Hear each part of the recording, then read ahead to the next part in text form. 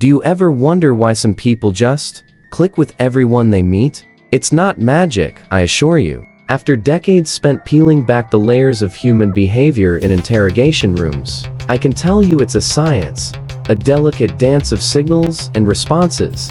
We're talking about techniques so subtle, so profoundly effective, that they can make a complete stranger feel like they've known you their entire lives in under 30 seconds. Now, don't misunderstand me. These aren't parlor tricks for manipulation. These are tools, powerful tools, to build genuine connection, to foster trust, and to open the lines of communication. My aim isn't to turn you into some kind of Svengali, but to give you the keys to understanding the hidden language of human interaction. By the end of our time together, you're going to look at every conversation, every new encounter, through a completely different lens. You'll be able to read people, not like a fictional character in a novel, but like an open book, understanding their motivations, their comfort levels, and their true intentions. We're going to dive into 5 profoundly impactful techniques, starting with one that's so simple, yet so disarmingly effective, it's almost criminal. Let's begin with what I call the mirror method. This isn't about overtly copying someone's every move like a child. That's just awkward and obvious. This is about subtle, almost imperceptible mimicry. Imagine you're talking to someone, and they lean forward slightly when they're particularly engaged. Instead of staying rigidly still, you might, after a brief pause, also lean in, perhaps just a fraction of an inch. Or if they speak with a slightly slower cadence, you subtly adjust your own pace to match theirs. I remember a case involving a rather guarded witness, a woman named Eleanor. She was a tough nut to crack, arms crossed, eyes narrowed. My initial attempts were met with a wall, so I tried the mirror method. When she shifted in her seat, I'd take a subtle sip of water. When she finally uncrossed her arms and rested one hand on the table, I would, in a moment that felt natural, also rest my hand near my own mug. Gradually, almost imperceptibly, her body language softened. She started to open up, not because I was forcing her, but because her subconscious registered a sense of familiarity, a feeling that we were on the same wavelength. Have you ever noticed how you feel more at ease with people who seem to move or speak like you do? It's a primal comfort.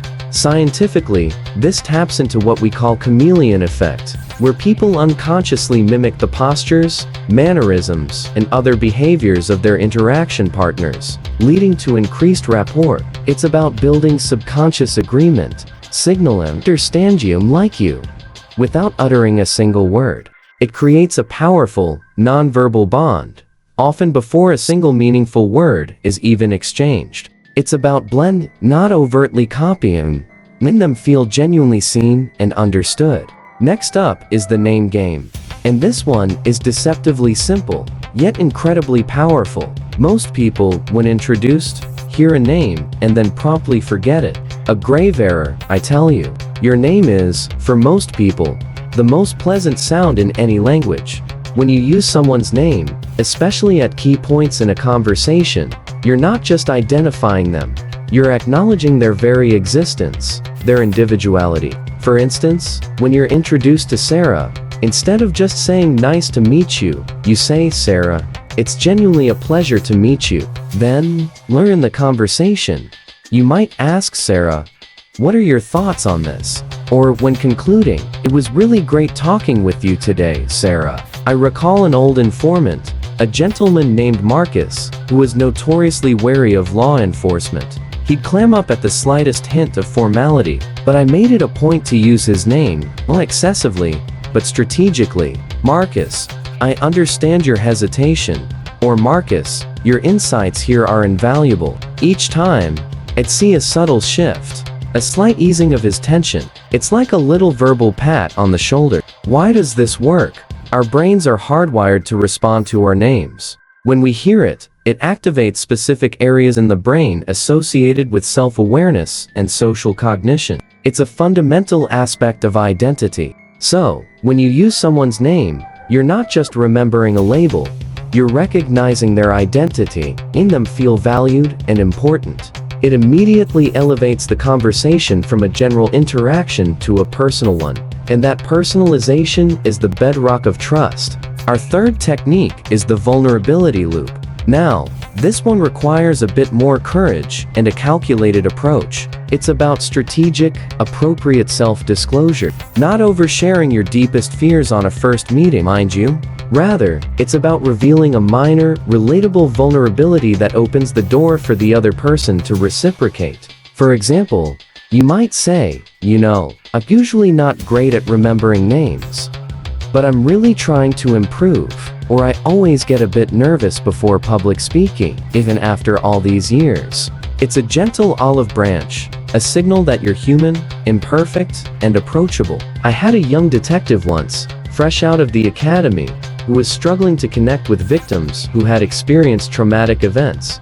He was all business, all procedure. I told him, son, sometimes the strongest thing you can do is show a little crack in your own armor. I suggested he share a small, relevant personal struggle, maybe a time he felt overwhelmed by a difficult case. He started by admitting, this type of situation always hits me hard, makes me really focus on getting answers. And almost immediately, the victims, who had been guarded, began to share their stories with more openness. When you show a chink in your armor, it allows the other person to feel safer in showing theirs. This is rooted in the principle of reciprocity. When one person reveals a vulnerability, the other is psychologically compelled to match that level of openness, fostering a deeper connection. It's a powerful tool, but it must be used judiciously, ensuring the vulnerability is genuine, relatable, and doesn't demand immediate emotional labor from the other party. It's about inviting, not demanding, connection.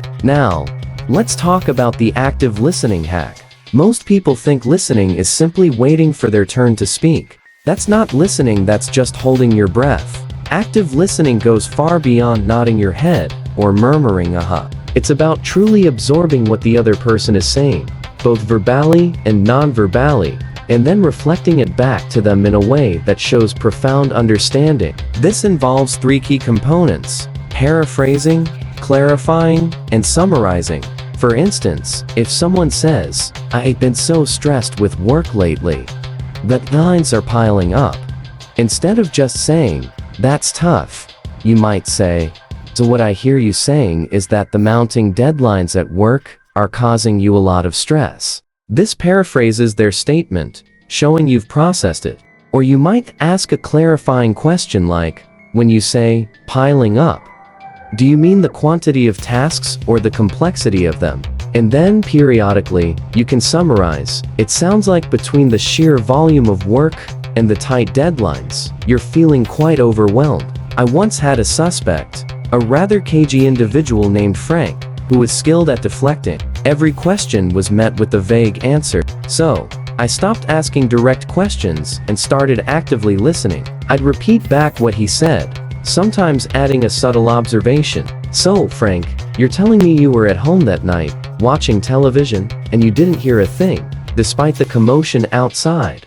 The act of me reflecting his words back to him, without judgment, slowly but surely eroded his defenses. He started elaborating, correcting, and eventually, revealing. It's a potent psychological principle. When someone feels truly heard and understood, their natural inclination is to open up more. It's not just about hearing the words, it's about understanding the meaning and the emotion behind them. It builds a bridge of empathy, allowing the other person to feel completely safe in your presence. And that's when the real information begins to flow.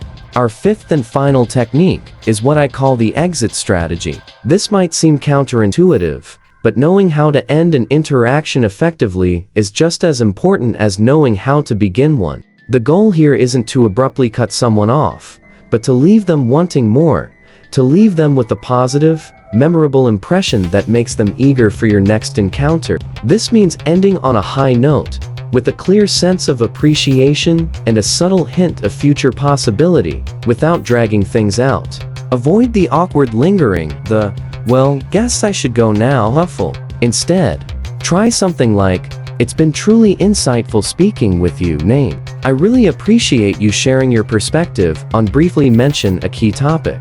"I'd love to continue this conversation sometime soon." Or, "Thank you so much for your time today, name.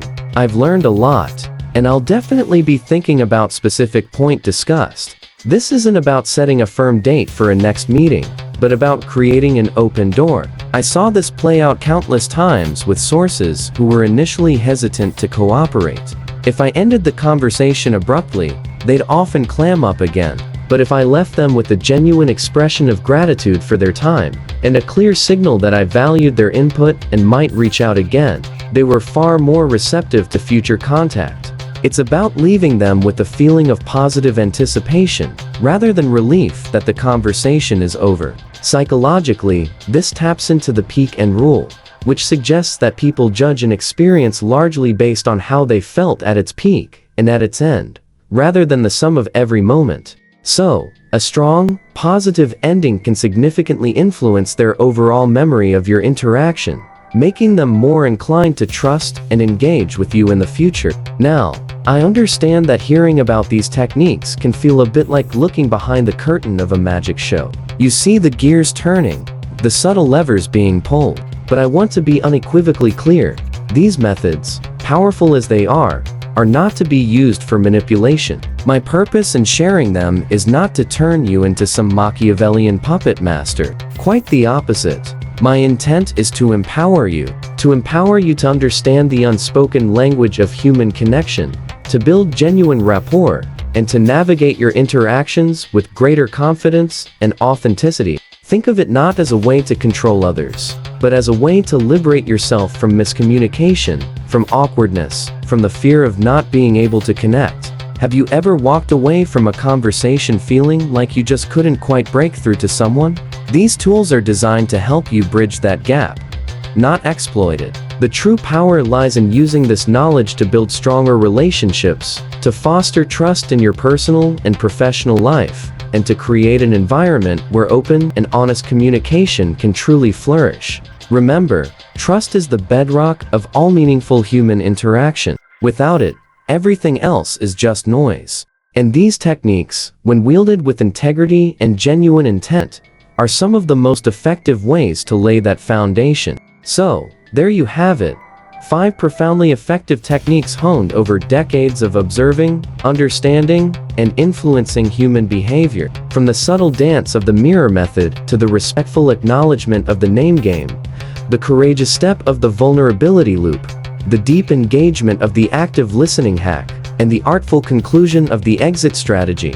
Each one, when applied thoughtfully and ethically, is a powerful key to unlocking deeper connections and building genuine trust. These aren't just theoretical concepts, they are practical, battle-tested strategies that have proven their worth in the most high-stakes environments. I urge you to practice them, to observe the subtle shifts in your interactions, and to see for yourself the profound impact they can have. Don't just intellectualize them, integrate them into your daily interactions. Start small, perhaps with a new acquaintance, and gradually expand your application. If you found these insights valuable, if they've sparked something within you, a new way of looking at the world, then do me a favor, subscribe to this channel. There's a wealth of understanding yet to be uncovered. And more importantly, I want to hear from you. In the comments below, tell me, which one of these techniques are you going to try first? Which one resonates most with you? Your insights, your experiences, are invaluable. Let's continue this conversation. Because understanding human behavior isn't just a professional skill, it's a life skill.